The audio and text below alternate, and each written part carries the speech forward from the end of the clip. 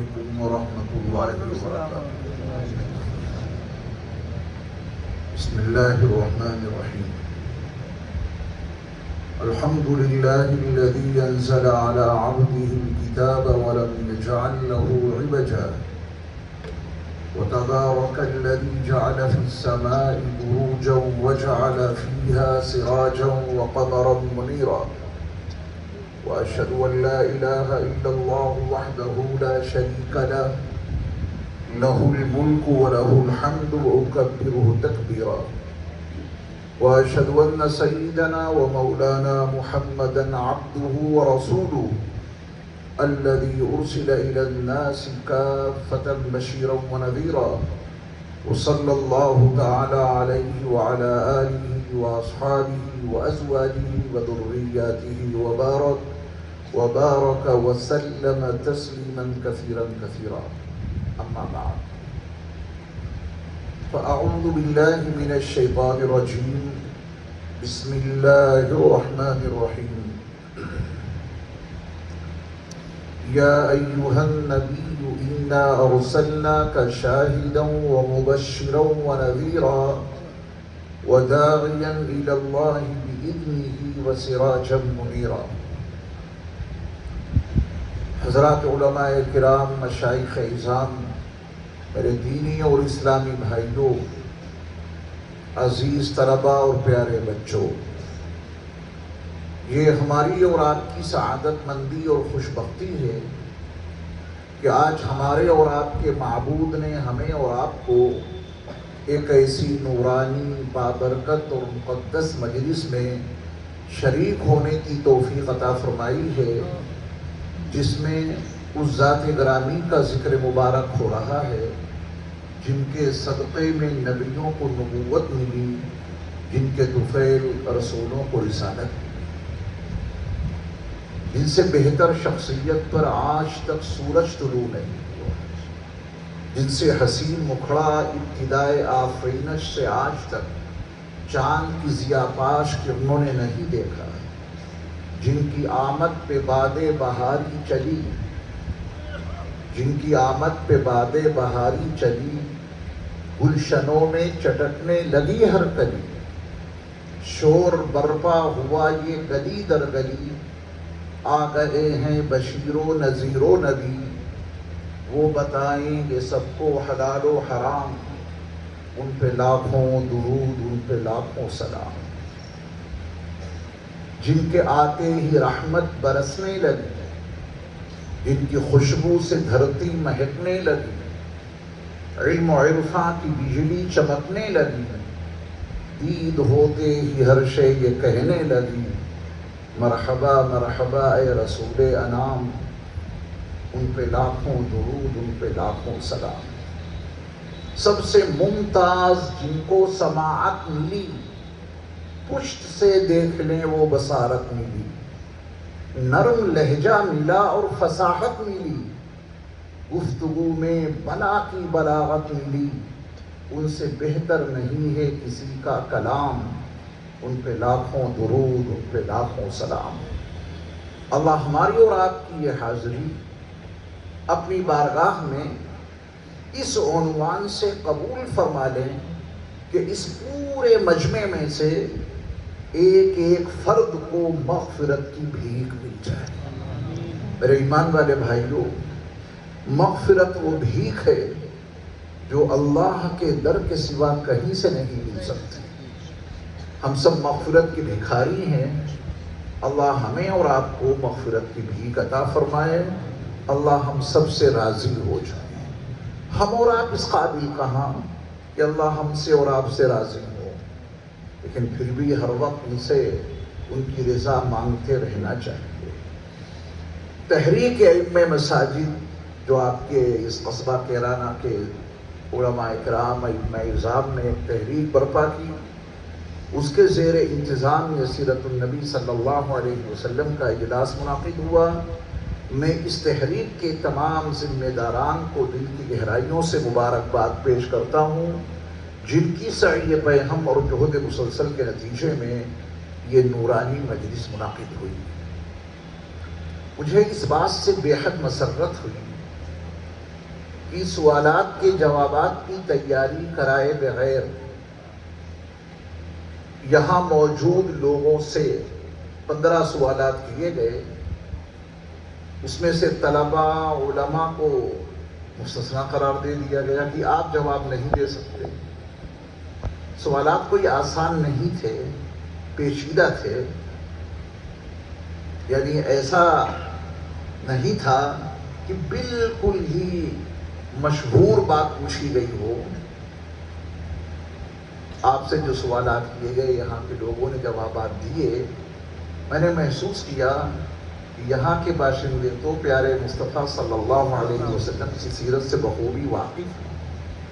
ورنہ یہ جواب دینا کہ آپ علیہ السلام کی پیدائش واقعی فیل کے کتنے دنوں کے بعد ہوئی، یہ جواب وہی دے سکتا ہے جس نے رسول اللہ صلی اللہ علیہ وسلم کی سیرت کا مطالعہ کیا ہو. اور بھی سوالات اسی طرح کے کیے گئے، آپ نے جوابات دیے. جن لوگوں نے جوابات دیے میں نے ان کی وضاحت دیکھی تو میں ان سے اور زیادہ متاثر ہوا کہ وضاحت تو ایسی ہے، لیکن پیارے مصطفیٰ صلی اللہ علیہ وسلم سے تعلق اور آپ سے حقیقی محبت اور عشق ان کو آپ علیہ السلام کی سیرت کے مطالعے پہ آمادہ کرتی ہے. اور انہوں نے اپنے پیارے نبی صلی اللہ علیہ وسلم کی سیرت کو پڑھا ہے، اسی کے تناظر میں جوابات دیے ہیں. تو یہ پوری بستی کیرانہ والوں کو بھی میں دل کی گہرائیوں سے مبارکباد پیش کرتا ہوں. اللہ آپ کے علم میں مزید اضافہ فرمائے. سرور کائنات صلی اللہ علیہ وسلم کی 23 سالہ پیغمبرانہ زندگی ہے، اور آپ علیہ السلام کی یہ 23 سالہ پیغمبرانہ زندگی 2 حصوں میں منقسم ہے. ایک 13 سالہ زندگی ہے اور ایک 10 سالہ پیغمبرانہ زندگی ہے. 23 سال میں سے 13 سالہ پیغمبرانہ زندگی آپ علیہ السلام نے مکے میں گزاری، اور 10 سالہ پیغمبرانہ زندگی آپ علیہ السلام نے مدینہ منورہ میں گزاری. جس طرح آپ علیہ السلام کی یہ 23 سالہ پیغمبرانہ زندگی 2 حصوں میں تقسیم ہے، مکی زندگی اور مدنی زندگی، اسی نہج پر قرآن مجید کی 114 صورتیں منقسم ہیں. قرآن مجید کی 114 صورتوں میں سے 86 صورتیں مکی ہیں، کیونکہ نبی نے مکے میں 13 سالہ پیغمبرانہ زندگی گزاری. تو قرآن مجید کی 114 صورتوں میں سے 86 صورتیں مکی پیغمبرانہ زندگی میں نازل ہوئیں، اور قرآن مجید کی 114 صورتوں میں سے 28 صورتیں رسول اللہ صلی اللہ علیہ وسلم کی مدنی زندگی جو 10 سالوں پر مشتمل ہے اس میں نازل ہوئی. اب اس کو 2 جملوں میں سمجھنے کی کوشش کیجیے گا. اگر آپ قرآن مجید کی 114 صورتوں میں سے 86 مکی صورتیں سمجھنا چاہتے ہیں تو اپنے پیارے نبی کی 13 سالہ مکی پیغمبرانہ زندگی پڑھنی ہی پڑے گی. اس کے بغیر یہ 86 مکی صورتیں سمجھ میں نہیں آ سکتی، کیونکہ یہ 86 مکی صورتوں کی تفسیر رسول اللہ صلی اللہ علیہ وسلم کی 13 سالہ مکی زندگی ہے. آپ اس قرآن مجید کو اتنے حصے کو نبی کی 13 سالہ مکی زندگی کے ذریعہ سمجھیں. مزید یہ بھی ذہن میں رہے کہ نبی کی 13 سالہ مکی زندگی کو سمجھنے کے لیے آپ کو 86 مکی صورتوں کا مطالعہ کرنا پڑے گا. جب آپ وہ 86 مکی صورتیں پڑھ لیں گے تب جا کے آپ کو نبی صلی اللہ علیہ وسلم کی وہ 13 سالہ مکی زندگی سمجھ میں آئے گی. اسی طرح اگر آپ مدنی 28 صورتیں جاننا اور سمجھنا چاہتے ہیں تو آپ کو نبی علیہ السلام کی 10 سالہ مدنی زندگی کا مطالعہ کرنا پڑے گا. اور اگر آپ رسول اللہ صلی اللہ علیہ وسلم کی 10 سالہ مدنی زندگی سمجھنا چاہتے ہیں تو آپ کے لیے لازم اور ضروری ہوگا کہ آپ قرآن مجید کی وہ 28 مدنی صورتوں کا مطالعہ کریں، اس کے بغیر رسول اللہ صلی اللہ علیہ وسلم کی وہ 10 سالہ مدنی زندگی سمجھ میں نہیں آ سکتی۔ اتنی بات سمجھ گئے آپ قاعدے سے؟ اب رسول اللہ صلی اللہ علیہ وسلم کی مکی زندگی جو 13 سالوں پر مشتمل ہے، اس کا خلاصہ کیا ہے، اور آپ علیہ السلام کی وہ 10 سالہ مدنی زندگی جو 10 سالوں پر مشتمل ہے، اس کا خلاصہ کیا ہے؟ یعنی 13 سالہ مکی زندگی کو ایک جملے میں کس طرح بیان کیا جائے، اور آپ علیہ السلام کی 10 سالہ مدنی زندگی کو مختصر سے مختصر الفاظ میں کس طرح تعبیر کیا جائے، یہ آپ کو یاد کر کے اٹھنا ہے انشاءاللہ۔ 13 سالہ پیغمبرانہ زندگی جو مکی ہے، اس کا خلاصہ فکری تعمیر اور ذہنی تربیت کے ساتھ ساتھ ہر جبر، ہر ظلم، ہر تشدد کو برداشت کرتے ہوئے اپنی افرادی اور مالی قوت کو جمع کرنا، یہ خلاصہ ہے 13 سالہ مکی زندگی کا۔ میں اس کو آسان لفظوں میں آپ کو سمجھا دیتا ہوں تاکہ آپ کو یاد ہو جائے۔ جب اس کا مفہوم آپ سمجھ لیں گے تو الفاظ آپ کو یاد ہو جائیں گے انشاءاللہ۔ دیکھیے، نبی علیہ السلام پر اور آپ کے صحابہ پر مکہ مکرمہ میں ہر ظلم، ہر جبر، ہر تشدد ڈھایا گیا، کوئی انتہا تھی ظلم اور جبر کی۔ بلال حبشی کو تپتے ہوئے سنگریزوں پر بھری دوپہر میں ڈال دیا جاتا تھا اور ایک بڑا پتھر ان کے سینے پر رکھ دیا جاتا تھا۔ ان کی زبان سے کیا جاری رہتا تھا؟ احد، احد، اللہ ہے تو بس وہ اکیلا ہے، نہ اس کی ذات میں کوئی شریک، نہ اس کی صفات میں کوئی شریک، نہ اس کی صفات کے تقاضوں میں کوئی شریک۔ حضرت خباب رضی اللہ تعالیٰ عنہ کو دہکتے ہوئے شعلوں پہ ڈال دیا جاتا، اور آپ کے خون اور چربی سے اس سلگتے ہوئے دہکتے ہوئے شعلے تو بجھ جاتے تھے، لیکن ان کے دل میں جو عشق مصطفیٰ کی آگ تھی، اس کو دنیا کا کوئی ظلم اور جبر بجھا نہ سکا۔ یہ مکی زندگی ظلم اور تشدد سے بھرپور ہے۔ لیکن کیا رسول اللہ صلی اللہ علیہ وسلم نے یا آپ کے صحابہ نے کوئی انتقام لیا، کوئی بدلہ لیا؟ چاہتے تو نہ جانے کتنوں کو لڑکا سکتے تھے، لیکن وہاں حکم دوسرا ہے۔ ہر ظلم سہو، ہر جبر، ہر تشدد برداشت کرو، افرادی قوت ضائع نہ ہو، مالی قوت ضائع نہ ہو، افرادی قوت بھی محفوظ رہے، مالی قوت بھی مضبوط رہے۔ 13 سال ایسے گزارے، وفاداروں جان نثاروں کی ایک جماعت تیار ہو گئی 13 سالوں۔ یہ خلاصہ سمجھ گئے؟ اور دیکھیے ذہنی تربیت، فکری تعمیر چل رہی ہے قرآن و حدیث کے روشنی میں۔ کفر کی گندگی سے ان کو نکال کر، شرک کی غلاظتوں سے نکال کر ایمان اور توحید کے نورانی ماحول میں لایا جا رہا ہے۔ زندگی گزارنے کے ضابطے اصول بتائے جا رہے ہیں، اور ہر جبر اور ہر ظلم اور ہر تشدد کو برداشت نہیں کیا جا رہا ہے۔ کوئی انتقام نہیں، کوئی بدلہ نہیں، کوئی جوابی کارروائی نہیں۔ ایسے 13 سال گزارے ہیں رسول اللہ صلی اللہ علیہ وسلم۔ یہ خلاصہ ہے 13 سالہ مکی زندگی کا۔ 10 سالہ مدنی زندگی کا خلاصہ کیا ہے؟ 10 سالہ مدنی زندگی کا خلاصہ یہ ہے کہ وہ افرادی اور مالی قوت جس کو جمع کیا گیا، مزید اس میں اضافہ کیا گیا، ظالموں کے خلاف مظلوموں کی حمایت میں اس قوت کو استعمال کیا گیا، جس کے نتیجے میں صرف 10 سال کے قلیل عرصے میں 10 لاکھ مربع میل میں اسلام پھیل گیا۔ یہ رسول اللہ صلی اللہ علیہ وسلم کی حسن تدبیر کا نتیجہ ہے۔ اللہ کی طرف سے آپ کے پاس وحی آتی تھی، اس کے مطابق آپ انسانوں کی رہبری اور رہنمائی کرتے تھے، افرادی قوت مالی قوت جمع کی، اور 10 سالہ مدنی زندگی میں مزید اضافہ کر کے اس قوت کو ظالموں کے خلاف مظلوموں کی حمایت میں استعمال کیا گیا۔ نتیجہ بتائیے، 10 سالہ مدنی زندگی میں اسلام 10 لاکھ مربع میل میں پھیل گیا۔ اب ہم اور آپ یہ طے کریں کہ ہم نے کبھی اپنی افرادی قوت کے تحفظ کو، اپنی مالی قوت کی حفاظت کو کہیں مقدم رکھا؟ کیا رسول اللہ صلی اللہ علیہ وسلم کی پیغمبرانہ زندگی میں ہمارے اور آپ کے لیے اس سلسلے میں واضح ہدایات موجود نہیں ہیں؟ موجود تو ہیں، لیکن ہمیں اپنی افرادی قوت کا ذرہ برابر احساس نہیں۔ مال کو حلال طریقے سے کمانا، اس کا تحفظ کرنا، اس کی کوئی اہمیت نہیں۔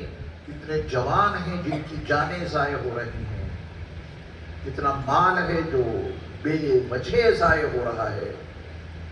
یہ جان اور یہ مال ہمارا اور آپ کا ہے ہی نہیں، نہ یہ جان ہماری ہے نہ مال ہمارا ہے، یہ تو ہم اور آپ بیچ چکے ہیں، اور بیچا انہوں نے ان کو ہے جنہوں نے یہ تمام نعمتیں ہمیں اور آپ کو عطا کی۔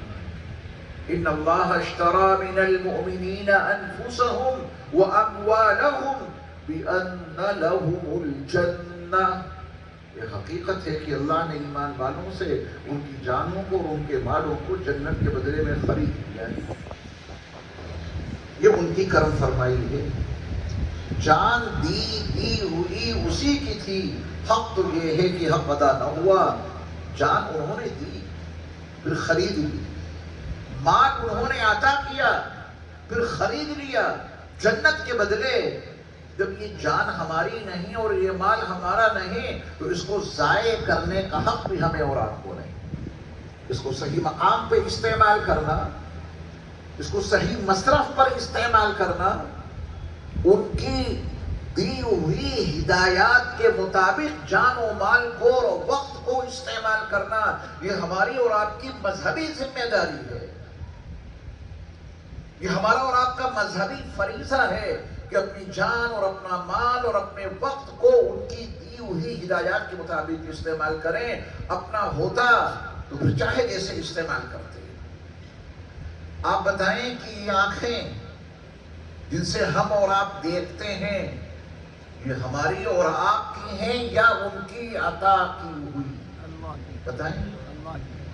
کبھی یہ نہ کہہ دینا کہ یہ تو آنکھیں ہماری ہیں۔ اگر ہماری ہیں تو پھر ثابت کرنا پڑے گا کہ ان آنکھوں کو کس مول سے خرید کر لائے اور یہاں اسمبل کرائیں گے، ثابت کرنا پڑے گا۔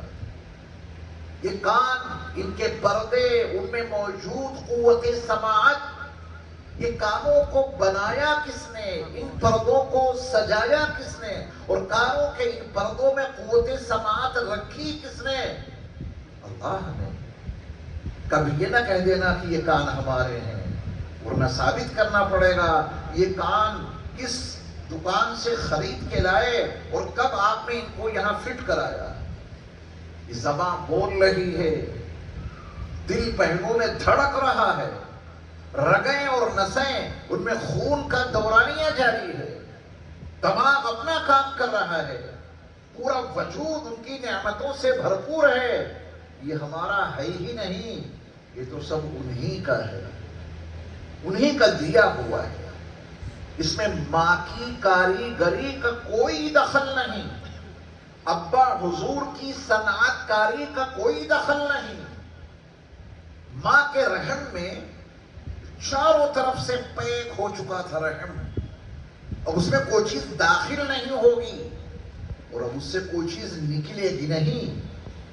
حمل ٹھہرنے کے بعد ماں کا رحم، عورت کا رحم چاروں طرف سے پیک ہو گیا۔ سوال یہ ہے کہ اس بند اور پیک رحم میں یہ ہڈیوں کا فولڈر ڈھانچہ کدھر سے پہنچ گیا؟ اس بند اور پیک رحم میں ناخون کا مادہ کدھر سے داخل ہو گیا؟ اس بند اور پیک رحم میں یہ پتھر کے دانت کدھر سے پہنچ گئے؟ اس بند اور پیک رحم میں یہ بالوں کا مادہ کدھر سے داخل ہو گیا؟ اس بند اور پیک رحم میں یہ سوچنے سمجھنے والا دماغ کدھر سے چلا گیا؟ اس بند اور پیک رحم میں یہ دھڑکتا ہوا دل کیسے تیار ہو گیا؟ اس بند اور پیک رحم میں یہ رگیں اور نسیں کیسے تیار ہو گئی؟ کسی کے پاس جواب ہو تو سامنے آئے. جواب اس کے سوا کچھ نہیں کہ تمہارا خالق اکیلا اللہ ہے، اور اس نے تم کو اندھا دھند انداز میں نہیں پیدا کیا. تمہاری تخلیق اس کی قدرت کا اتنا بڑا شاہکار ہے کہ جب کبھی تم اپنے وجود پر نگاہ دوڑاؤ گے، انہیں دیکھا تو کبھی نہیں کہ وہ کیسے ہیں، نہ ان سے کبھی بات چیت کی جنہوں نے ہمیں بنایا ہے، نہ ان کو چھو سکتے ہیں کیونکہ وہ جسم سے، مکان سے اور زمان سے ماوراء الورا ہیں. دیکھا تو کبھی نہیں ان کو، مگر اپنے وجود پر نگاہ دوڑا کے انہیں پہچان ضرور سکتے ہیں. پہچان لیتے ہیں نا؟ اللہ تعالیٰ ہم سب کی حفاظت فرمائے.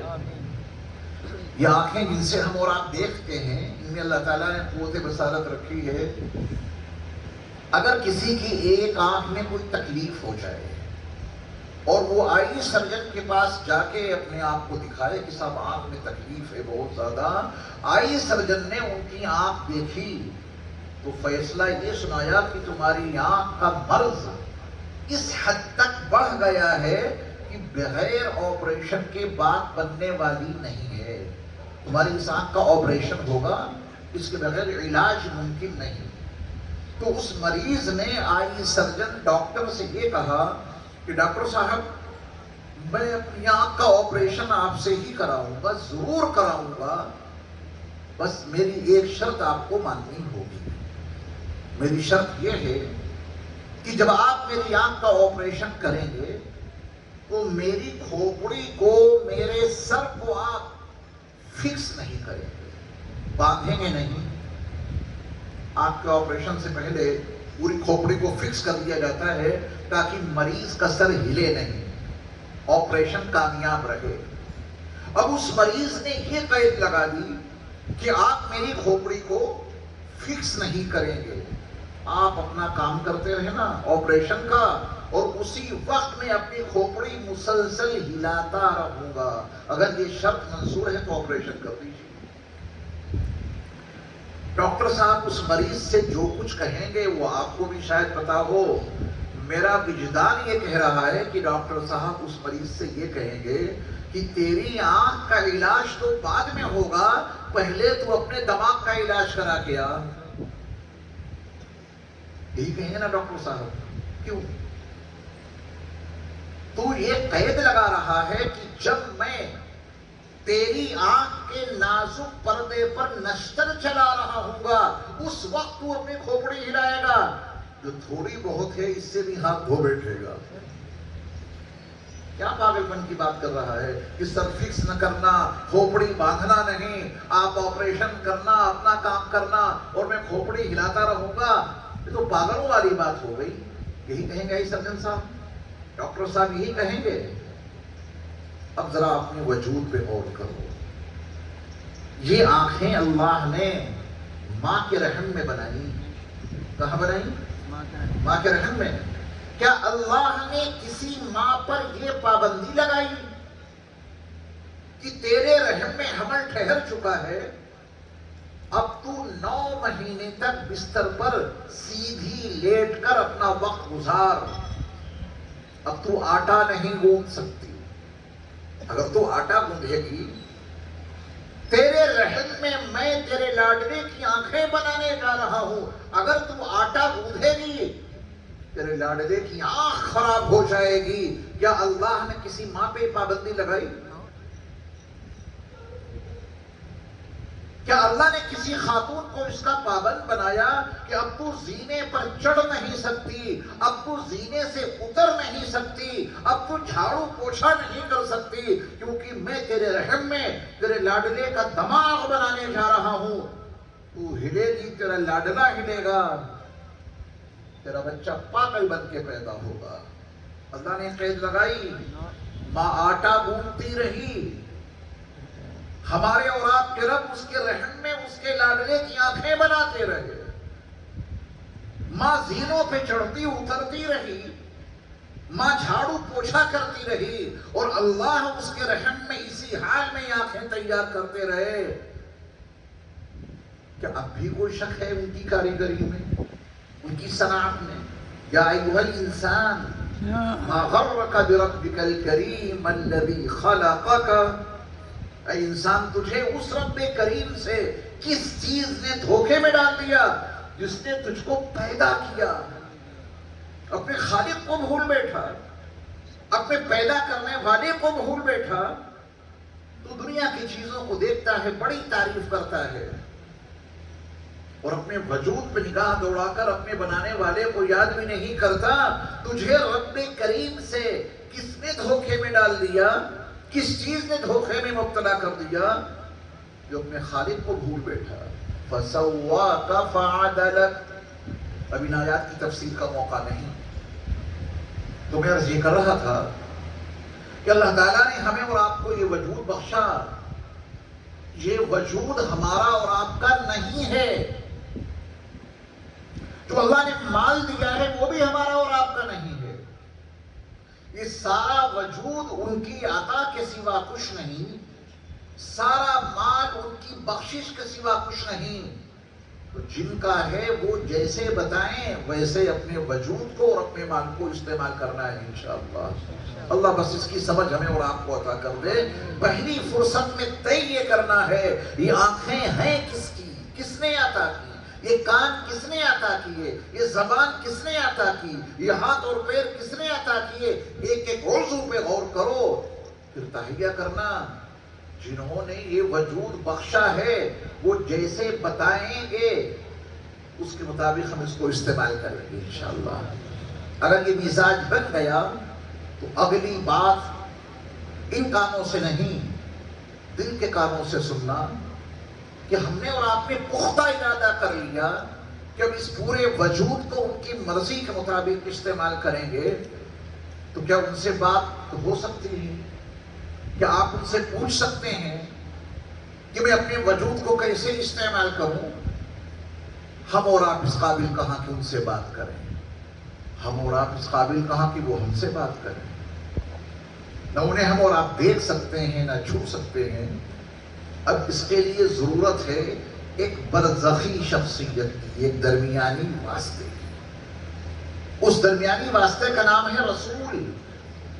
رسول کا لفظی ترجمہ ہے بھیجا ہوا، نبی کا لفظی ترجمہ ہے خبر دینے والا.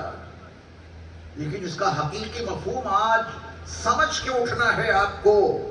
رسول اس عظیم ہستی کا نام ہے جو ایک طرف اللہ سے لیتے ہیں اور دوسری جانب ان کی مخلوق کو دیتے ہیں.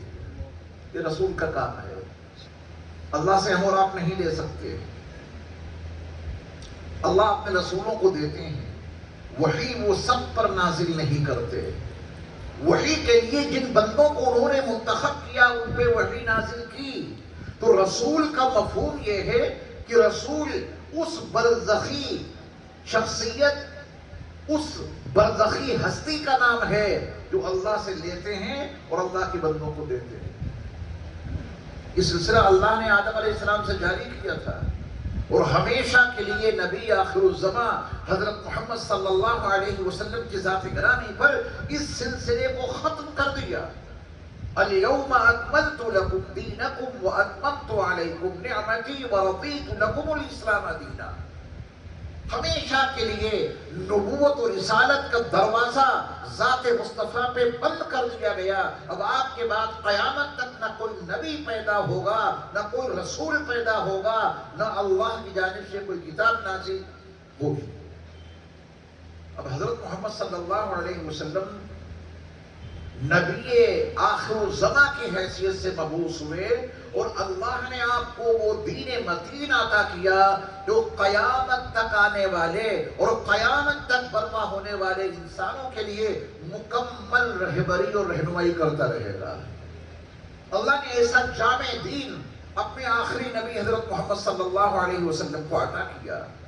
تو آئیے سیرت النبی کے اس جلسے میں نبی علیہ السلام کی کچھ ضروری ہدایات جو ہماری 24 گھنٹے کی معمولاتی زندگی سے وابستہ ہیں، ان کو بطور سبق سمجھیں، اور آج کی اس مبارک مجلس سے اٹھنے سے پہلے یہ پختہ ارادہ کریں کہ ان تعلیمات نبوی پر ہم انشاءاللہ ضرور عمل کریں۔ رسول کریم صلی اللہ علیہ وسلم کے ایک بڑے معروف صحابی ہیں جن کا نام نامی اسم گرامی عبداللہ ابن عباس رضی اللہ تعالی عنہما ہے۔ آپ نبی علیہ السلام کے چچا زاد بھائی بھی ہیں، خادم بھی ہیں اور صحابی بھی ہیں۔ عصر حاضر میں صحابہ کے تعلق سے امت کو اتنا گمراہ کر دیا گیا کہ امت ان سے بیزاری محسوس کرنے لگی۔ میں تحریک ائمہ مساجد کے ذمہ داروں سے گزارش کروں گا کہ جس طرح آپ نے نبی علیہ السلام کی سیرت مطہرہ کے لیے یہ عظیم الشان اجلاس منعقد کیا ہے، عصر حاضر کا یہ بڑا حساس مسئلہ بن گیا ہے، لہذا اس کے تناظر میں عظمت صحابہ کے حوالے سے بھی امت کو بیدار کیا جائے۔ اگر صحابہ کی عظمت سے امت کو بیدار نہ رکھا گیا تو پھر ان کی شان میں گستاخی کرنا ایک عام بیماری بن گئی ہے، اور لوگ بلکہ نوجوان جو سوشل میڈیا سے وابستہ ہیں وہ اس مرض میں مبتلا ہوتے چلے جا رہے ہیں۔ عصر حاضر میں سیدنا امیر معاویہ رضی اللہ تعالیٰ عنہ اور ان کے والد گرامی سیدنا ابو سفیان رضی اللہ تعالیٰ عنہ یہ عصر حاضر کی مظلوم ترین شخصیات بن گئی ہیں، جس کو دیکھو ان کے بارے میں زبان درازی کر رہا ہے، ان کے مقام و مرتبہ سے بالکل ناواقف۔ یہ بھی عصر حاضر کی ضرورت ہے۔ سیدنا عبداللہ ابن عباس رضی اللہ تعالیٰ عنہ فرماتے ہیں کہ نبی کریم صلی اللہ علیہ وسلم نے ارشاد فرمایا کہ جس شخص نے اپنے اوپر استغفار کو لازم کر لیا، یہ نبی علیہ السلام کی سیرت، آپ کے معمولات، آپ کی ہدایات، پہلا سبق دے رہا ہوں آپ کو اور اس پہ عمل کرنا ہے انشاءاللہ۔ جو پہلے سے عمل کر رہے ہیں اللہ ان کو مزید استقامت عطا فرمائے۔ اللہ کے نبی صلی اللہ علیہ وسلم نے فرمایا کہ جو شخص اپنے اوپر استغفار کو لازم کر لے، یعنی کثرت سے استغفار پڑھے، زیادہ نہیں، اگر آپ کی زبان نے صرف اتنا کہہ دیا استغفر اللہ، کہیے استغفار والا عمل وجود میں آ گیا، اتنا کہنے سے ہو گیا استغفار۔ اب اللہ توفیق عطا فرمائے تو مزید جملے کہہ لیجیے گا، استغفر اللہ ربی من کل ذنب واتوب الیہ، اور بھی صیغے ہیں۔ منیمم اگر آپ نے استغفر اللہ پڑھ لیا تو سمجھیے کہ استغفار والا عمل وجود میں آ گیا۔ اس کی کثرت کرنی ہے، یہ اللہ تعالیٰ کو بہت پسند ہے، یہ عمل استغفار والا عمل اللہ کو بہت پسند ہے۔ جو لوگ کثرت سے استغفار کرتے ہیں، جو لوگ اپنے اوپر استغفار کو لازم کر لیتے ہیں، اللہ تعالیٰ ان کو 3 انعامات سے مالا مال کر دیتے ہیں۔ 3 بڑے انعام ملتے ہیں استغفار کے نتیجے میں۔ پہلا انعام یہ ہے کہ اگر وہ تنگیوں میں گھر گیا تو اللہ استغفار کی برکت سے اس کو تنگیوں سے نکلنے کے لیے کوئی نہ کوئی راہ ضرور پیدا کرے گا۔ بعض مرتبہ انسان جب تنگیوں میں گرتا ہے، نہ جانے کہاں کہاں جا کے جبین سائی کرتا ہے، کن کن دروں کی ٹھوکریں کھاتا ہے، لیکن پھر بھی اس کو اس تنگی سے نکلنا نصیب نہیں ہوتا۔ رسول اللہ صلی اللہ علیہ وسلم نے فرمایا کہ جو شخص اپنے اوپر استغفار کو لازم کر لے، کثرت سے استغفار کیا کرے، تو اللہ تعالیٰ تنگیوں سے نکلنے کے لیے کوئی نہ کوئی راستہ ضرور پیدا کریں گے۔ دوسرا انعام، اللہ تعالیٰ ہر ذہنی الجھن سے اس کو نجات عطا کر دیں گے۔ وَمِن كُلِّ هَمٍّ فَرَجًا، جتنی بھی ذہنی الجھنیں ہیں اللہ استغفار کی برکت سے ہر ذہنی الجھن سے نجات عطا کر دے گا۔ انسان اپنے غم کو بھلانے کے لیے شراب پینے لگتا ہے، انسان اپنے غم کو بھلانے کے لیے نشے کی گولیاں کھانے لگتا ہے، انسان اپنے غم کو بھلانے کے لیے نشے کے انجیکشن لگاتا ہے۔ کیا شراب میں اور نشے کی گولیوں میں اور نشے کے انجیکشن میں غم کا علاج موجود ہے؟ ہرگز نہیں۔ یہ نشہ انسان کو مدہوش اور بے ہوش تو کر سکتا ہے، یہ نشے کی گولیاں اور یہ نشے کے انجیکشن، ان میں غم کا علاج نہیں ہے۔ یہ نشے کی گولیاں اور نشے کے انجیکشن انسان کو بے ہوش کر دیں گے، مدہوش کر دیں گے، اور جیسے ہی ہوش آئے گا غم کے بادل پھر دل اور دماغ پہ منڈلاتے ہوئے نظر آئیں گے۔ کروڑوں درود و سلام ہو نبی مکرم صلی اللہ علیہ وسلم کی ذات گرامی پر کہ آپ نے اپنی امت کو غم کا حقیقی علاج بتا دیا، اور غم کا حقیقی علاج یہ ہے کہ کثرت سے استغفار کیا کرو، اللہ ہر غم سے اور ہر ذہنی الجھن سے آپ کو نجات عطا کر دے۔ تیسرا انعام، جہاں سے وہم و گمان نہیں، جہاں سے تصور نہیں، وہم و خیال نہیں کہ وہاں سے ہمیں روزی مل سکتی ہے، اللہ تعالیٰ استغفار کی برکت سے اس کو بے وہم و گمان روزی عطا کرتے ہیں۔ جہاں سے گمان نہیں اللہ وہاں سے روزی عطا کر دیتے ہیں۔ روایت کیا اس کو امام ابو داؤد علیہ الرحمن عن عبداللہ بن عباس رضی اللہ تعالی عنہما قال قال رسول اللہ صلی اللہ علیہ وسلم من لزم الاستغفار جعل اللہ له من كل ضيق مخرجا ومن كل هم فرجا ورزقه من حيث لا يحتسب۔ رواہ ابو داؤد۔ اس حدیث کا ترجمہ اور مفہوم میں نے بہت آسان زبان میں آپ کے سامنے عرض کیا، عمل کریں گے انشاءاللہ؟ انشاءاللہ۔ اچھا، ایک بات ذہن سے بالکل نکال دینا، جیسا کہ لوگوں کے ذہنوں میں ہے کہ صاحب کوئی گناہ ہو جائے تبھی استغفار کریں گے۔ گناہ کے بعد تو استغفار مطلوب ہے ہی میرے ایمان والے بھائیوں، نیکی کے بعد بھی استغفار مطلوب ہے۔ گناہ کے بعد تو استغفار کرنا ہی کرنا ہے تاکہ اللہ ہمارے گناہ معاف فرما دے، نیکی کرنے کے بعد بھی استغفار کرنا ہے۔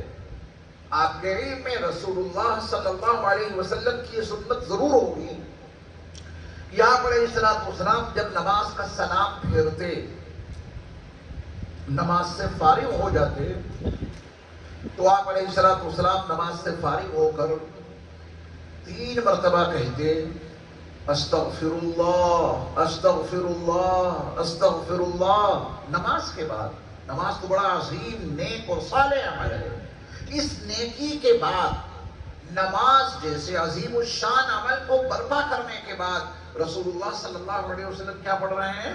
استغفر اللہ استغفر اللہ استغفر اللہ۔ تو گناہوں کے بعد تو استغفار ہے ہی مطلوب، نیکیوں کے بعد بھی استغفار کیا کرو۔ کیوں؟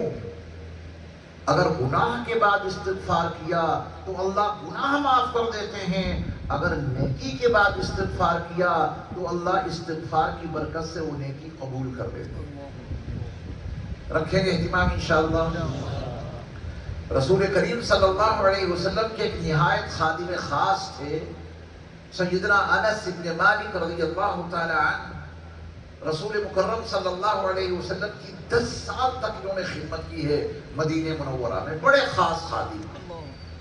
آپ علیہ السلام نے ان کو کچھ نصیحتیں اور کچھ وصیتیں کی ہیں، آج کے درس میں اس کو بھی شامل کیجیے، اور یہ سبق یاد کر کے اٹھنا ہے اور عمل کی نیت سے سننا ہے، کیونکہ حضرت خواجہ عزیز الحسن صاحب مجذوب نور اللہ مرقدہ سچ کہہ گئے، حق کہہ گئے، کامیابی تو کام سے ہوگی۔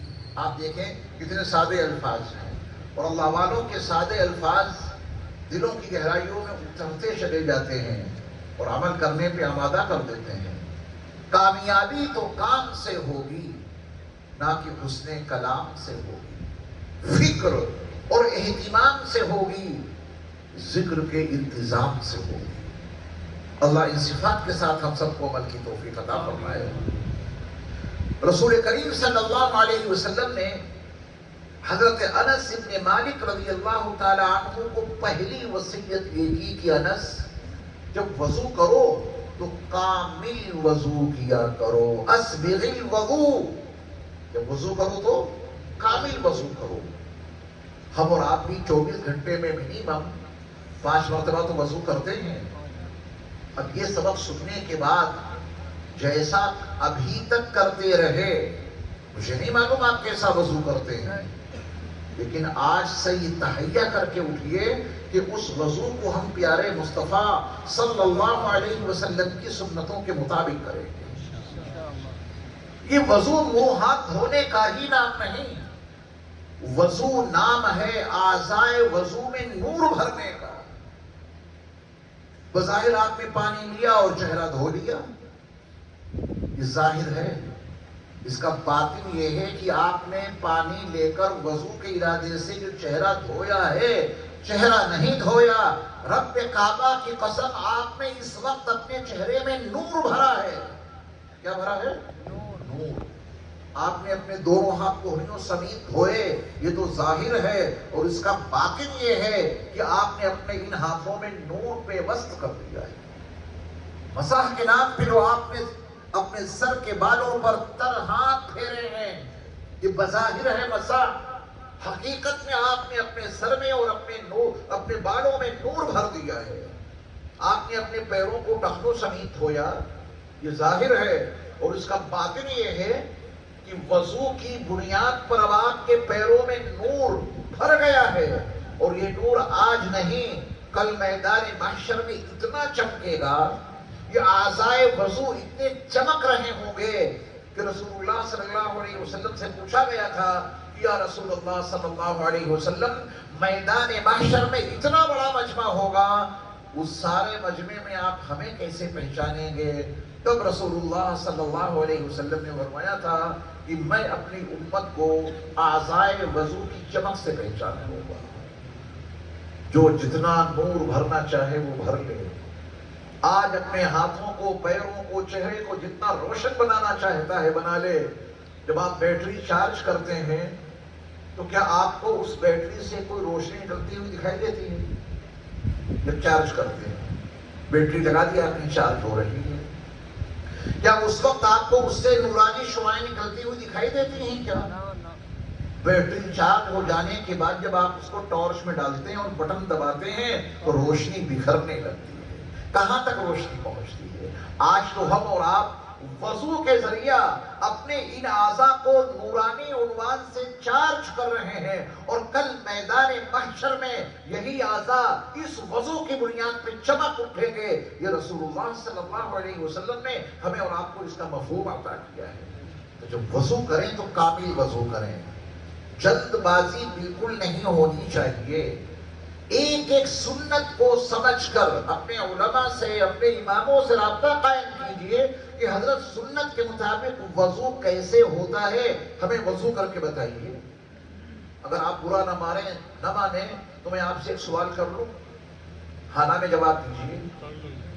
یہ جو وضو کرتے ہیں روزانہ 5 مرتبہ، یہ وضو آپ نے کسی سے سیکھا ہے یا لوگوں کی دیکھا دیکھی کرنا شروع کر دیا؟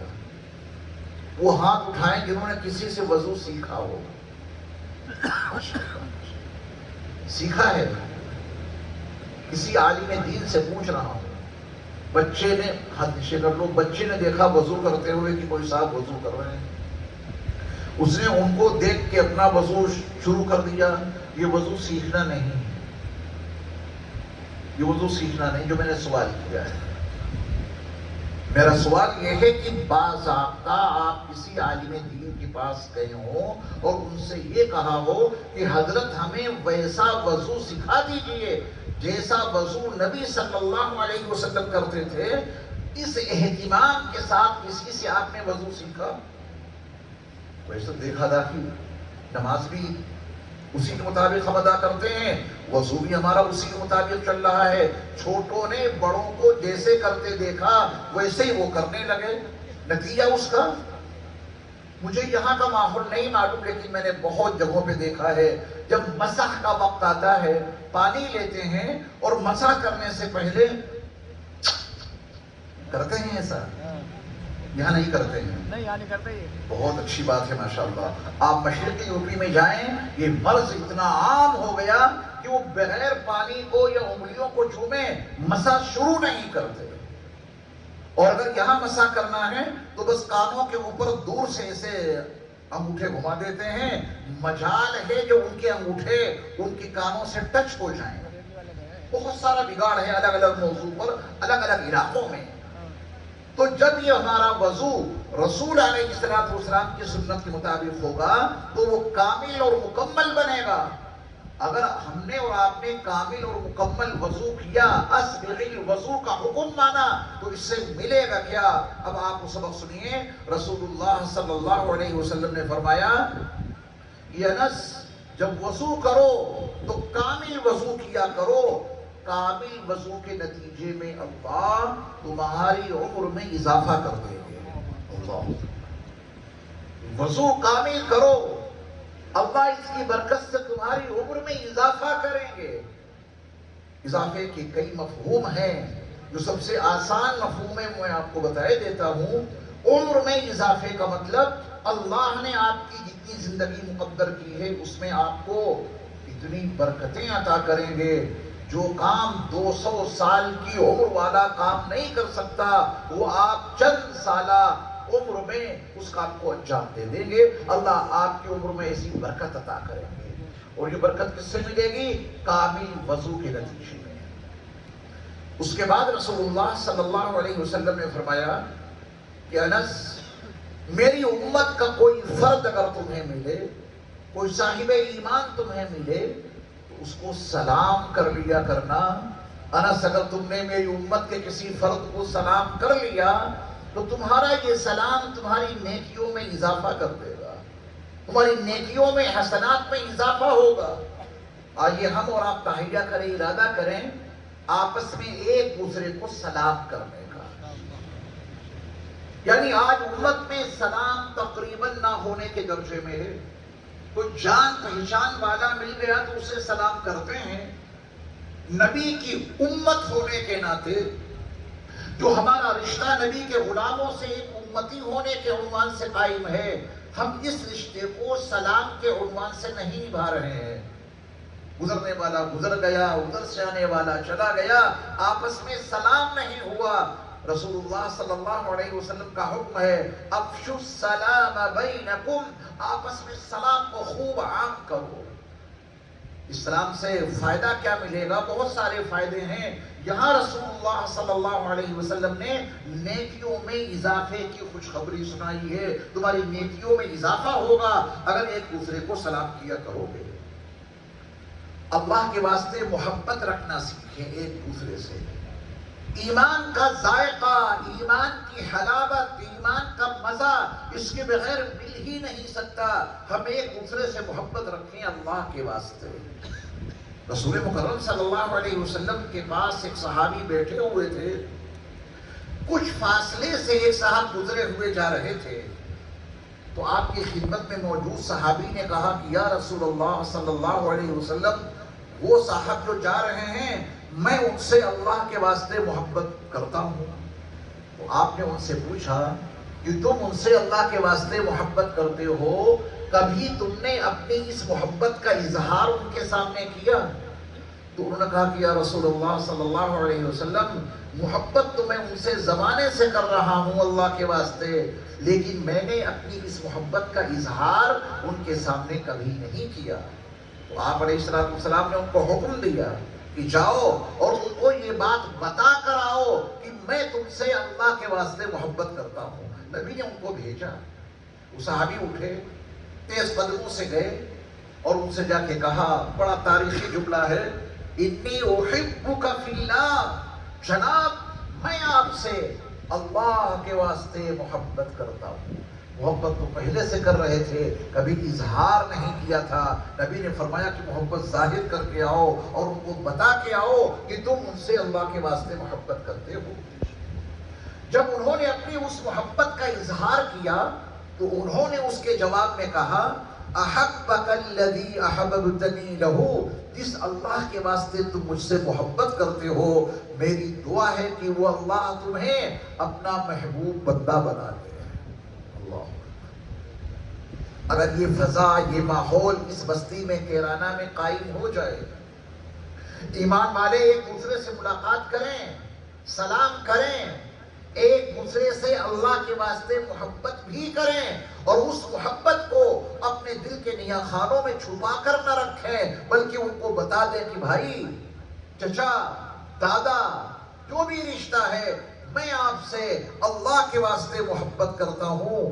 یقین جاننا، ہمارے پورے سماج، پورے معاشرے، پورے ماحول سے ساری عداوتیں ختم ہو جائیں گی، اندر جتنی گندگی بھری پڑی ہے وہ سب نکل جائے گی، عناد ختم ہو جائے گا، بغض نکل جائے گا، حسد ختم ہو جائے گا، اندر کچھ پاک اور صاف اندر سے ہم اور آپ ہو جائیں گے۔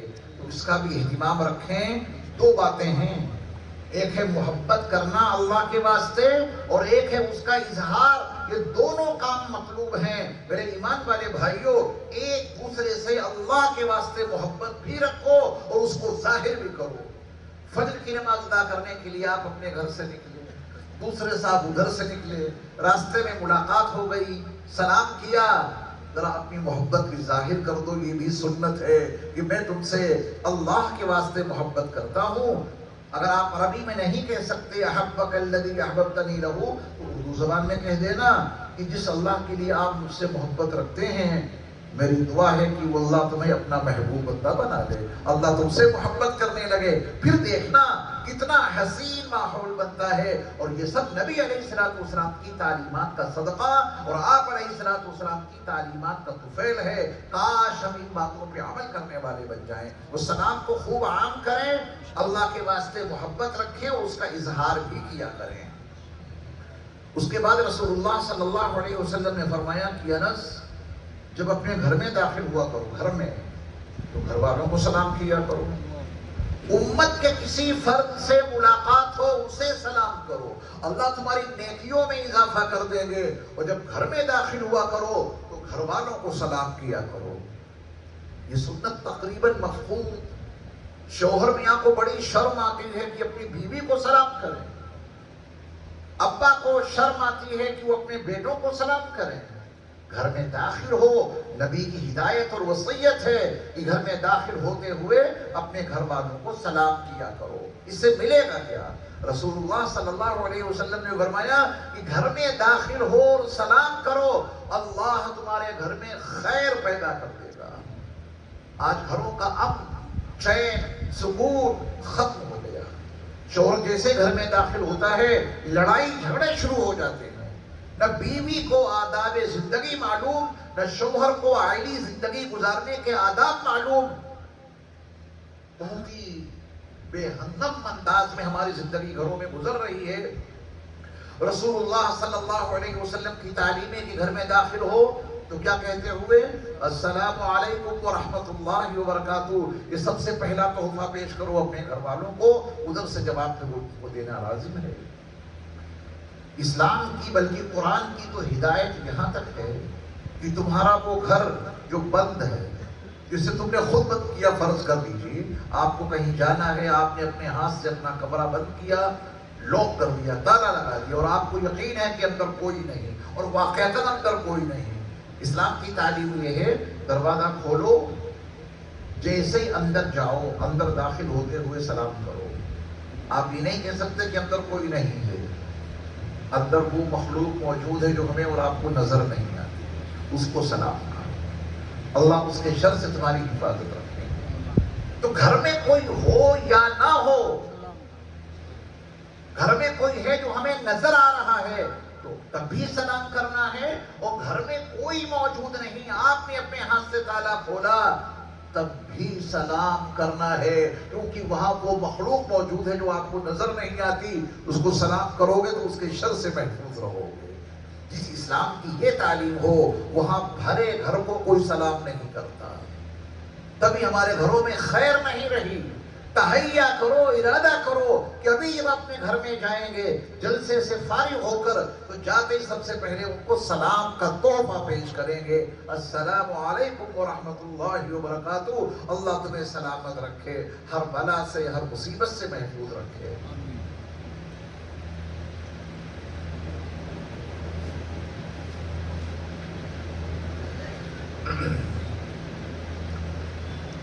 میں نے اپنے میزبان کے ہاں جہاں کھانا کھایا تو دسترخوان لگنے سے پہلے میں نے کچھ باتیں کی تھیں، جو پرچی میں بات لکھ کے آئی ہے، وہ جو باتیں آپ نے وہاں بتائی تھی ان میں سے بھی کچھ باتیں یہاں بتا دیں۔ میں دیکھتا ہوں پہلے اس حدیث کو پورا کروں میں انشاءاللہ تذکرہ اس کا بھی تھوڑا سا۔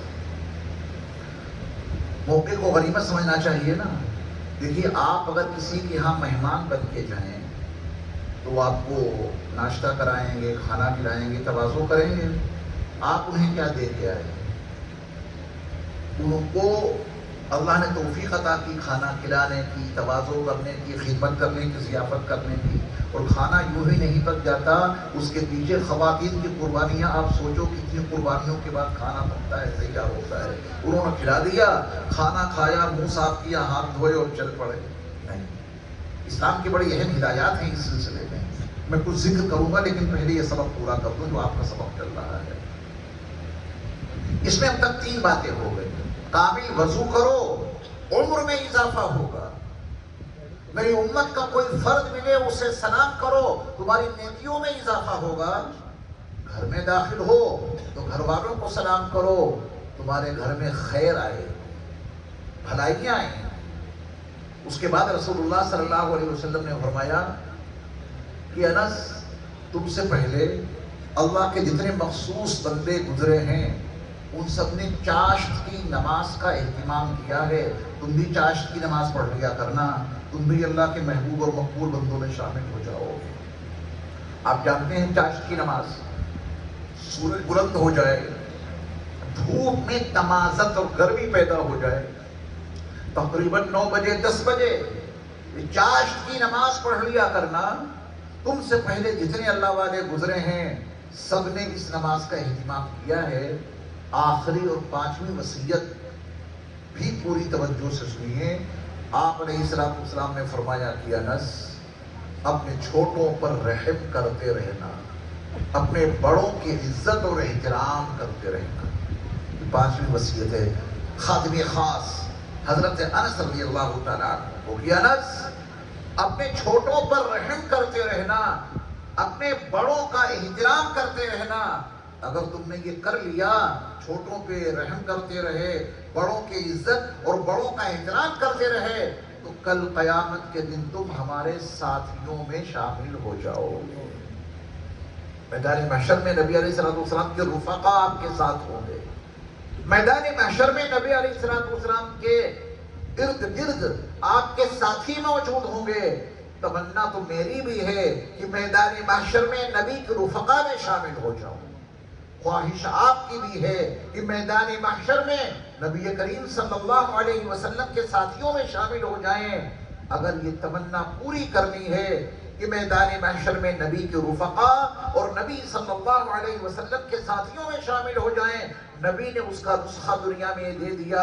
اپنے چھوٹوں پہ رحم کرتے رہو، اپنے بڑوں کا احترام کرتے رہو۔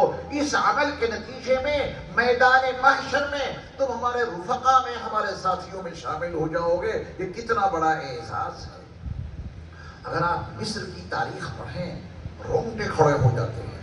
یا اللہ، وہ بنو اسرائیل کہ وہاں کی قبطی قوم بنو اسرائیل کو گزرتے ہوئے دیکھ لیتی تو بیٹھی ہوئی قوم کھڑی ہو جاتی ان کے اعزاز میں۔ بنو اسرائیل ہیں، یہ یوسف کے خاندان کے لوگ ہیں علیہ السلام۔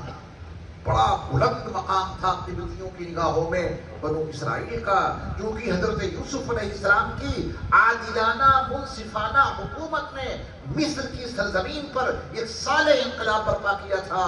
وہ جتنے قبطی تھے وہاں کی اصلی قوم، وہ سب بنو اسرائیل کے لیے اپنے دلوں میں بڑی گنجائش رکھا کرتے تھے۔ ایک وقت کیا آیا وہ آپ کے علم میں ہے، بنو اسرائیل کو مصر کی سرزمین پر بدہوا مزدور بنا دیا گیا۔ ہزار بچے صرف اس شبے میں قتل کر دیے گئے کہ کہیں بنو اسرائیل کا یہ بچہ وہ بچہ نہ ہو جو فرعون کے تخت اقتدار کو الٹ کے رکھ دے گا. اتنے بچے مارے گئے. یہ ذلت کی انتہا تھی. ظلم، جبر، استبداد، تشدد انتہا کو پہنچ گیا. اتنا عروج بنو اسرائیل کو مصر کی سرزمین پہ تھا، یہ ان کا عروج زوال میں کیوں تبدیل ہو گیا؟ اتنی عزت تھی ان کی عزت ذلتوں میں کیوں تبدیل ہو گئی؟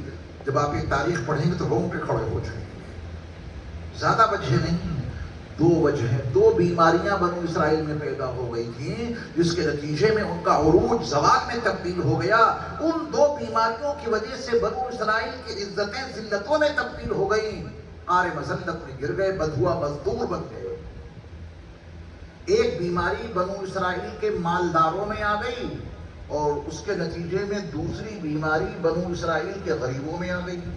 جہاں لوگ رہتے ہیں انہی دو طبقوں میں تقسیم رہتے ہیں، مالی اعتبار سے کچھ بہت مالدار، کچھ بہت غریب. بنو اسرائیل کے مالداروں میں مصر کی سرزمین پر اپنے غریب بھائیوں کی تحقیر، ان کی تنقیص، ان کو بے عزت کرنا، اپنے آپ کو بہت بڑا سمجھنا، مال کی بنیاد پر یہ بیماری ان کے مالداروں میں آ گئی تھی.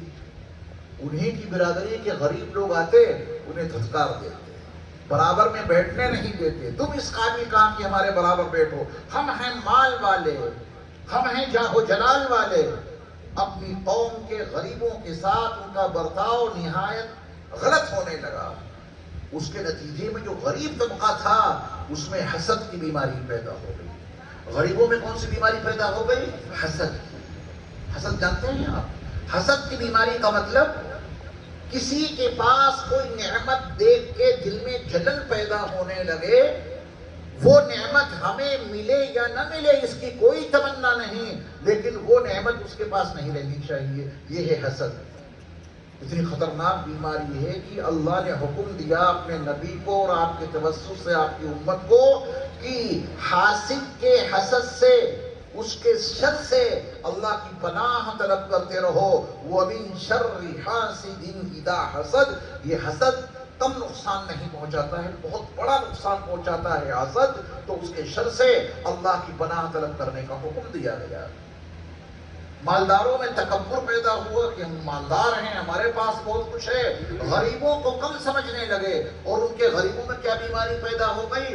حسد کی. انہوں نے کہا کہ ہمیں کچھ ملے یا نہ ملے لیکن ان کے پاس یہ نہیں رہنا چاہیے.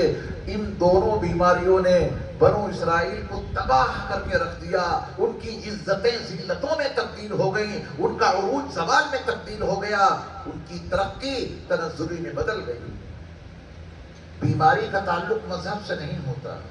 بخار کسی کو بھی آ سکتا ہے، نزلہ کسی بھی ہو سکتا ہے. اس کا دھرم اور مذہب سے کوئی تعلق نہیں. میرے ایمان والے بھائیوں، جس طرح جسمانی بیماریاں مذہب کی تفریق کے بغیر لگتی ہیں اور بیماریاں لاحق ہو جاتی ہیں، ایسے ہی روحانی بیماریاں، اخلاقی کمزوریاں، یہ مذہب سے بالا تر ہو کر کسی کو بھی لگ سکتی.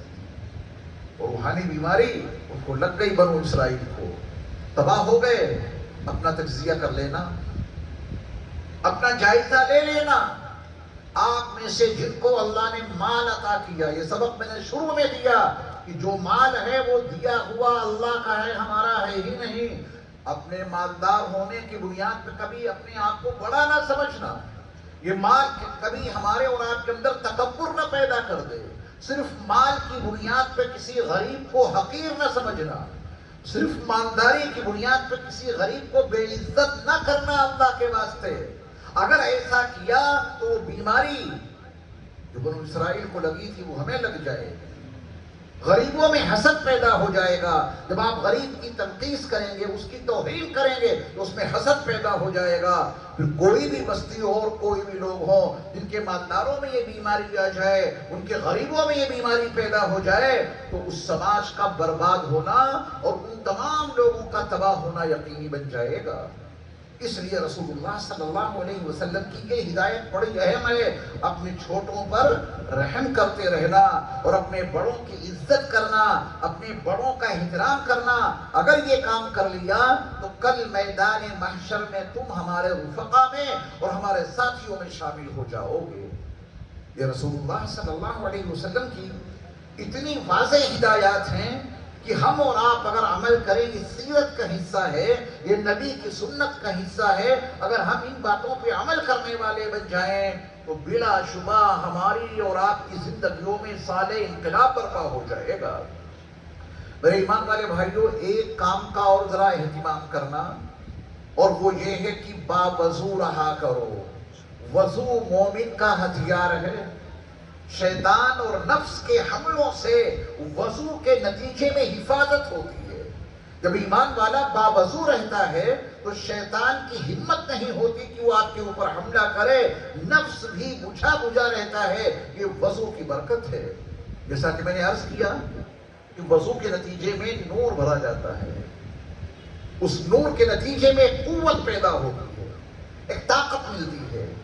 شیطان کی ہمت نہیں ہو سکتی کہ وہ آپ کے اوپر حملہ کرے، وسوسوں میں آپ کو مبتلا کرے۔ اور جو اندر کی نفسانی اور شہوانی قوتیں ہیں، یہ بھی وضو کے نتیجے میں مزمحل ہو جاتی ہیں، بجھی بجھی سی ہو جاتی ہیں۔ تو باوضو رہنے کا خاص اہتمام کریں۔ میں ایک جگہ پروگرام میں گیا، جو صاحب مجھے بلانے کے لیے آئے کہ صاحب چلیے بیان کا وقت ہو گیا ہے، تو میں نے کہا کہ وضو کر لوں اس کے بعد چلوں گا۔ تو انہوں نے کہا کہ ذرا جلدی زیادہ ہے، اسٹیج خالی پڑا ہے، جلدی چلیے، بیان کے لیے وضو لازم نہیں ہے۔ میں نے کہا کہ بے شک آپ نے فقہی مسئلہ صحیح بتایا کہ بیان کے لیے وضو نہ فرض ہے، نہ لازم ہے، نہ ضروری ہے، شرط بھی نہیں ہے، لیکن میں وضو اس لیے کر رہا ہوں تاکہ بیان اچھا ہو جائے۔ وضو کس لیے کر رہا ہوں؟ تاکہ بیان اچھا ہو جائے۔ 1-2 منٹ کی بات ہے۔ تو وضو کے بڑے فائدے ہیں۔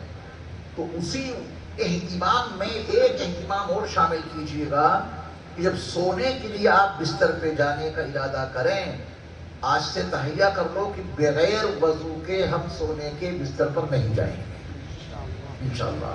پہلے وضو کریں گے، جب بالکل سونے کا ارادہ کریں، تمام ضروریات سے فارغ ہو کر جب سونے کا ارادہ کریں تو سونے سے پہلے آپ وضو کریں اور وضو کر کے بستر پہ جائیں۔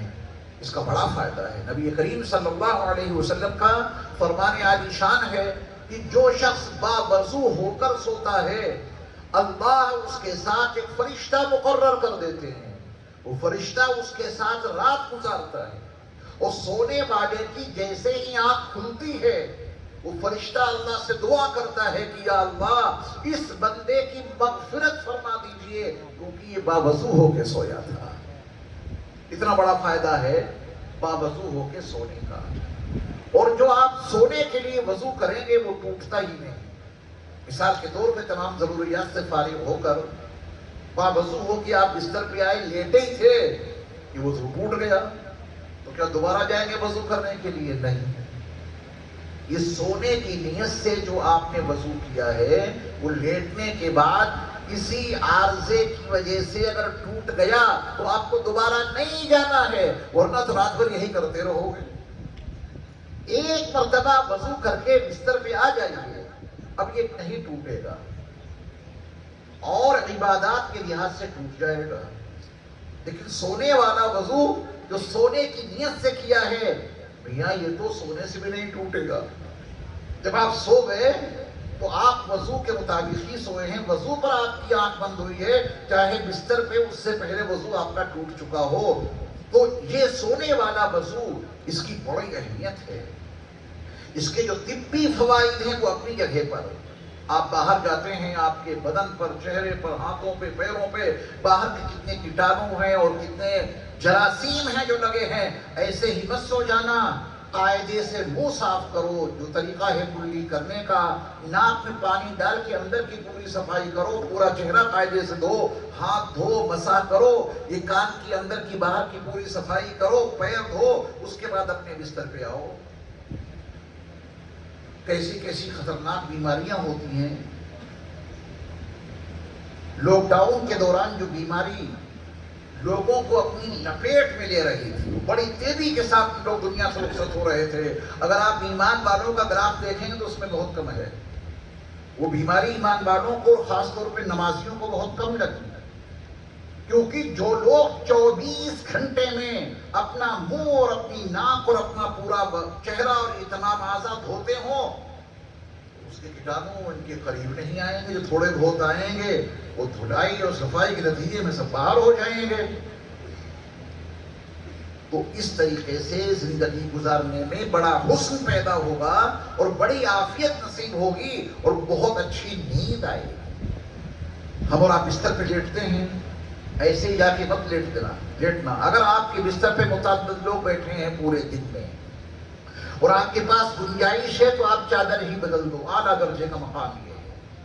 جس بستر پہ آپ نے دن میں متعدد مہمانوں کو بٹھلایا، بہت سے لوگ اس کے اوپر بیٹھے لیٹے، اب آپ کی باری آئی ہے سونے کی.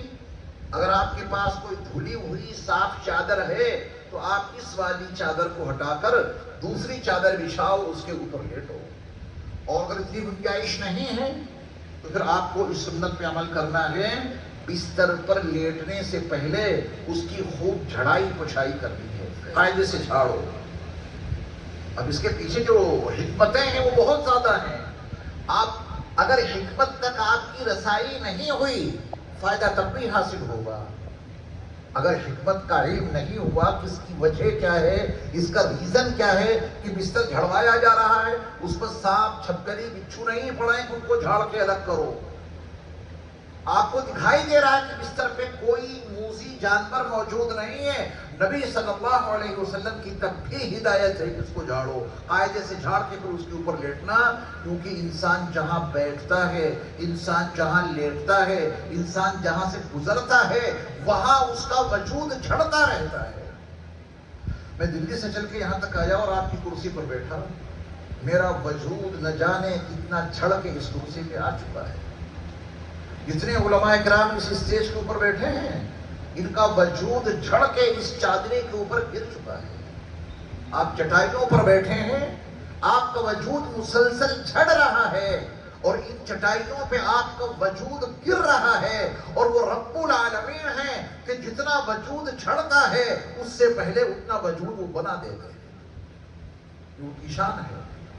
ابھی دعا کے بعد جب آپ یہاں سے اٹھ کر جائیں گے اپنے گھر تو پورے راستے میں آپ کا وجود جھڑتا جائے گا، گرتا جائے گا، اس طرح جیسے کہ آپ کے کندھے پر کوئی آٹے کی بوری ہو اور اس میں سوراخ ہو. آپ چل رہے ہیں، آٹا گر رہا ہے، آٹا جھڑ رہا ہے. جہاں سے جہاں تک جائیں گے وہ گرتا ہوا جھڑتا ہوا آٹا دکھائی دے گا. پتہ چل جائے گا ہمارے گھر کی آٹے کی بوری لے کون گیا.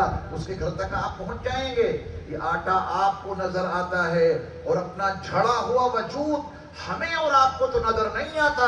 لیکن اللہ نے کیسی مخلوق پیدا کی ہے جسے ہم اور آپ کتا کہتے ہیں، اس قلب میں اللہ نے صلاحیت رکھی ہے کہ ہمارے جھڑے ہوئے وجود کو وہ سونگ کے پہچان لیتا ہے. جو جاسوسی کتے ہوتے ہیں وہ چوروں کو یہاں سے اور اس کے گھر تک پہنچا دیتے ہیں کہ نہیں، تفتیش کاروں کو.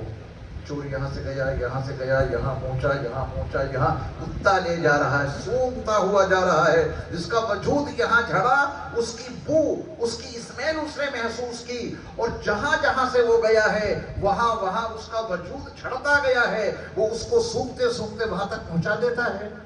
آپ جہاں بیٹھیں گے آپ کا وجود گر رہا ہے، آپ کے بستر پہ کوئی اور بھی بیٹھا ہے اس کا وجود آپ کے بستر پہ جھڑا ہے تو کروڑوں درود و سلام ہو نبی مکرم صلی اللہ علیہ وسلم کی ذات گرامی پر کہ آپ نے بستر پر لیٹنے سے پہلے بستر کو صاف کرنے اور بستر کو جھاڑنے کا حکم دے دیا.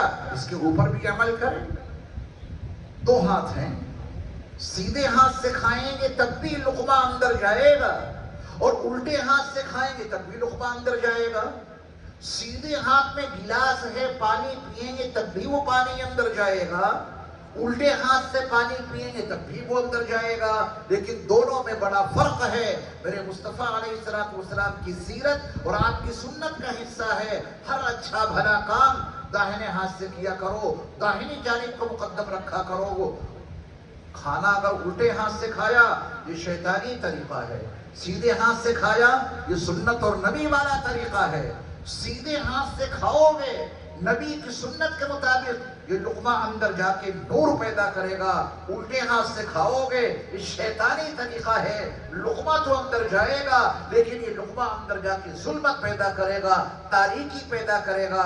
इसलिए रसूलुल्लाह सल्लल्लाहु अलैहि वसल्लम की सीरत और आपकी सुन्नत पूरी जिंदगी में बर्पा करने की कोशिश करें। रसूलुल्लाह सल्लल्लाहु अलैहि वसल्लम का फरमान आली शान है कि मन तमस्सक बिसुन्नती इंद फसादी उम्मती फलहू अजरु मिअती शहीद। जब मेरी उम्मत में फसाद बर्पा हो चुका हो, उम्मत सुन्नत पे अमल करने को अपनी तौहीन समझने लगे, ऐसा फसाद बर्पा हो गया उम्मत में कि नबी के नूरानी प्यारे सुन्नत के तरीके को ऐब समझा जाने लगे। ऐसे फसाद ज़दा माहौल में जो शख्स रसूलुल्लाह सल्लल्लाहु अलैहि वसल्लम की एक सुन्नत पे अमल करेगा, अल्लाह उसको 100 शहीदों का सवाब अता करेंगे, एक सुन्नत पे अमल करने के नतीजे में। ये फसाद का माहौल है। आज अगर आप अपने बेटे का निकाह सुन्नत के मुताबिक करना चाहें तो तानों के सिवा कुछ नहीं मिलेगा। मियां पैसे थे नहीं तो सुन्नत याद आई, इनके पास कुछ नहीं है तो सुन्नत याद आई, ये ताने सुनने पड़ेंगे। और इन तानों को सुनते सुनते आपने अपने बेटे का निकाह प्यारे मुस्तफा सल्लल्लाहु अलैहि वसल्लम की सुन्नतों के मुताबिक कर दिया। खुराफात से, बिदअत से, रसूमात से आपने उस निकाह को बिल्कुल पाक और साफ रखा। आपको इसी एक अमल पे अल्लाह 100 शहीदों का सवाब अता करेंगे। इंसानों को खुश रखना हमारे लिए अल्लाह को खुश रखने के बिलमुकाबिल कोई हैसियत नहीं रखता। हमें अपने अल्लाह को राजी रखना है, रसूलुल्लाह को खुश रखना है।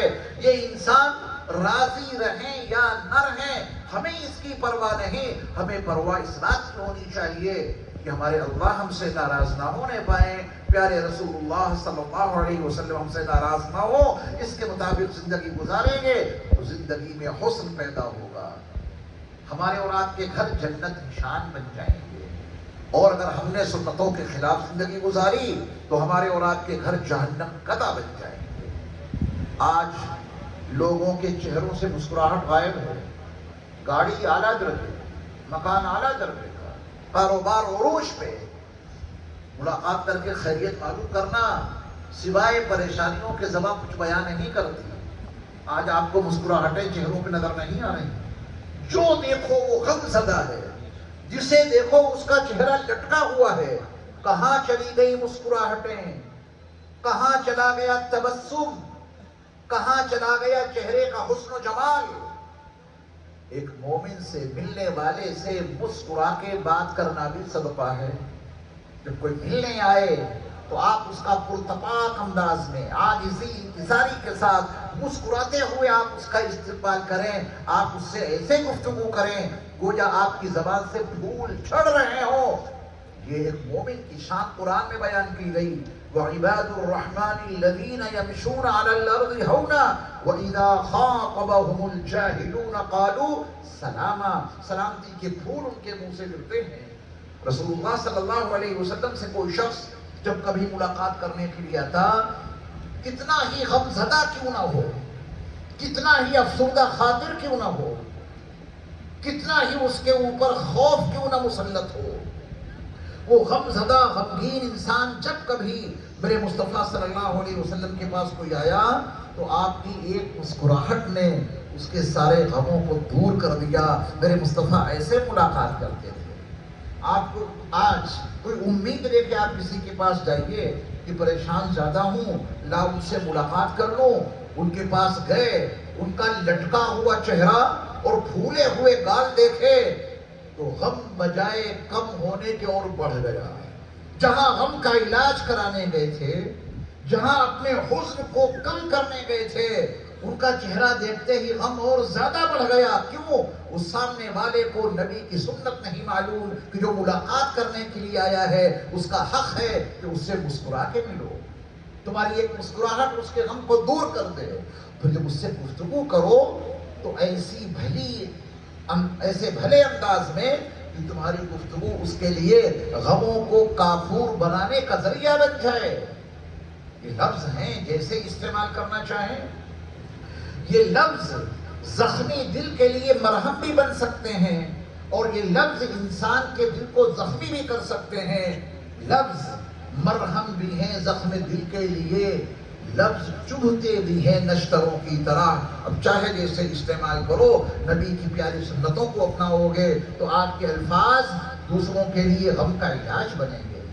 نبی کی سنت کے مطابق گفتگو کریں گے جس میں غیبت نہ ہو، جھوٹ نہ ہو، الزام نہ ہو، بہتان نہ ہو، فحش باتیں نہ ہوں. کبھی آپ کا من چاہے گا کہ کچھ ایسی باتیں کر لیں کہ اس سے تھوڑی ہنسی آ جائے، مسکراہٹ آ جائے. اسلام منع نہیں کرتا ہے.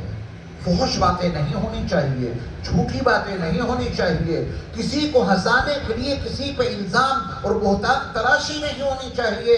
شرافت کے انداز میں آپ مذاق کریں. ایک صاحب کی بیوی بہت موٹی تھی. بیوی نے اپنے شوہر سے کہا بہت زیادہ بھاری ہو گئی ہوں، کوئی علاج بتائیے، کیا کروں، بہت زیادہ موٹی ہو گئی ہوں. تو شوہر نے کہا کہ اس کا علاج یہ ہے کہ اپنا سر دائیں بائیں ہلاتی رہا کرو، ٹھیک ہو جاؤ گی. تو بیوی نے پوچھا کہ یہ عمل ہمیں کس وقت کرنا ہے؟ دائیں بائیں سر ہلانے کا علاج آپ نے مجھے بتایا ہے، یہ عمل میں کس وقت کروں؟ تو شوہر نے کہا کہ جب تمہیں کوئی کھانے کے لیے پوچھے. جب کھانے کے لیے پوچھے تو کیا کرنا ہے؟ یہ عمل کرنا ہے. جتنی موٹی ہو، کھانا نہیں کھاؤ گے تو ٹھیک ہو جاؤ. دیکھیے کتنا شریفانہ اور مہذب انداز کا مذاق ہے. ایسا مذاق کیا کرو، بیویوں کو ہنساؤ، ان کے سامنے جلاد بن کے نہیں رہنا ہے. رسول اللہ صلی اللہ علیہ وسلم کی خانگی زندگی کا اگر آپ مطالعہ کریں تو ایسے واقعات بہت سارے ملیں گے کہ ازواج مطہرات کو ہنسانے کے لیے، ان کو خوش رکھنے کے لیے رسول اللہ صلی اللہ علیہ وسلم نے کیا خوش نہیں کیا. اور اسی میں اس بات کو شامل کر لیجیے. آج کے درس کا یہ آخری سبق ہے کیونکہ وقت بہت زیادہ ہو گیا ہے. آپ تو یہاں سے اپنے گھر جائیں گے اور ہم کو تقریباً 110 کلومیٹر کا سفر طے کر کے اپنے گھر جانا ہے. آخری سبق رسول اللہ صلی اللہ علیہ وسلم کی سنت تھی. اللہ ہمیں اور آپ کو بھی عمل کی توفیق عطا فرمائے کہ جب آپ علیہ السلام اپنے گھر میں داخل ہوتے تھے تو مسواک کرتے تھے. کیسے داخل ہوتے تھے؟ مسواک کرتے، منہ صاف کرتے. کیوں؟ ازواج مطہرات سے بات کرنی ہے. مصاف کر کے آپ جاتے. واضح رہے بطور عقیدہ کہ رب کعبہ کی قسم میرے مصطفیٰ صلی اللہ علیہ وسلم کے دہن مبارک میں، آپ کے منہ میں بدبو نام کی کوئی چیز تھی ہی نہیں. بدبو نام کی کوئی چیز نہیں تھی. وہ رسول جن کا پسینہ مشک و عنبر سے زیادہ خوشبودار ہو، جس سے صحابہ اس پسینے کو اپنی شیشیوں میں محفوظ کرتے تھے اور پھر اس پسینے کے قطروں کو اپنے عطر میں ملاتے تھے تاکہ نبی کے پسینے کا قطرہ اس عطر کو اور زیادہ خوشبودار بنا دے. جس نبی کے پسینے کی خوشبو کا یہ عالم ہو، ان کی منہ کی خوشبو کا کیا عالم ہوگا. کتنے کنویں ہیں جن کا پانی کھارا تھا. نبی علیہ السلام نے اپنا لعاب دہن، اپنا تھوک اس میں ڈالا، اس کا کھارا پن ختم ہوا، پانی میٹھا ہو گیا. جو کنویں آج تک باقی ہیں ان کا پانی آج تک میٹھا ہی نکل رہا ہے نبی علیہ السلام کے لعاب دہن کی برکت سے. تو آپ کے منہ میں بدبو نام کی کوئی چیز نہیں تھی، پھر بھی آپ مسواک کر کے جاتے تھے. مسواک کرتے ہوئے گھر میں داخل ہوتے تھے کیونکہ ازواج مطہرات کے قریب جانا ہے، ان سے بات کرنی ہے، ان کے پاس رہنا ہے. ذرا نبی کی سنت کو اپنے گھروں میں برپا کرو. گھر میں داخل ہوتے ہوئے سب سے پہلے اپنے منہ کو صاف کرو. گٹکا کھاتے ہیں، بیڑیاں پیتے ہیں، سگریٹ نوشی کرتے ہیں، منہ نہایت بدبودار، اور یہ بدبودار منہ لے کے بیوی کے پاس پہنچے، اس سے بات کی.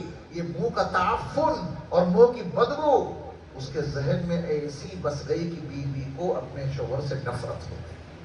کروڑوں درود سلام ہو نبی مکرم صلی اللہ علیہ وسلم پر کہ آپ کے منہ کے خوشبودار ہونے کے باوجود آپ نے منہ صاف کرتے ہوئے گھر میں داخل ہو کر اپنی امت کو یہ درس دے دیا کہ اپنا بدبودار منہ لے کے بیوی کے پاس نہ جانا. ایک کیس میرے پاس بھی آیا دلی میں، اور وہ کیس اتنا خطرناک بطور عبرت کے سنائے دیتا ہوں.